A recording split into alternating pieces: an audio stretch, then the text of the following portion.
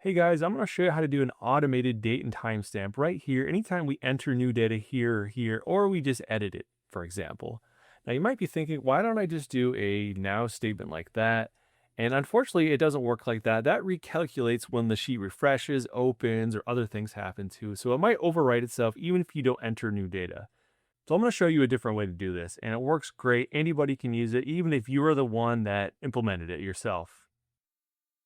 It does involve code, but if you've never even coded before, I'm telling you, it's that easy. So first thing I want to do is just go to extensions here. Let's go to apps script. Now I'm going to give you a code snippet in the video description, and just go ahead and copy and paste it in here. Just do what I'm doing, get rid of this, and you can hit Control and V to paste it in there, just like that.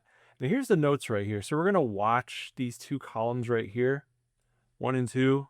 So this is 1 and 2, we're going to watch those. So if you want to expand it, here's some notes right here. And if you want to change your date and timestamp column, that's that right there. So that should be helpful. So anyway, all we got to do is just throw this in there and the format's going to be just like this. It's going to be that simple. So let's just call this date, time, just like that. Click rename. We're going to hit save. So let's say you save this, it works perfectly, and you send the Google Sheet to one of your colleagues and they use it. It'll work for them too. They won't have to worry about the code. So why don't we just give it a try? We'll put in Jim, for example. Jim is 20. Okay. So you can see it updated there. Let's try again.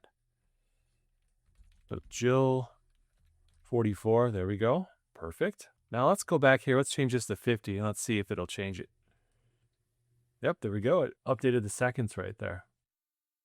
So if you have any trouble adding, say, 5 columns here, watching 5 columns, and you want to put your date timestamp right there and you're having trouble, just let me know.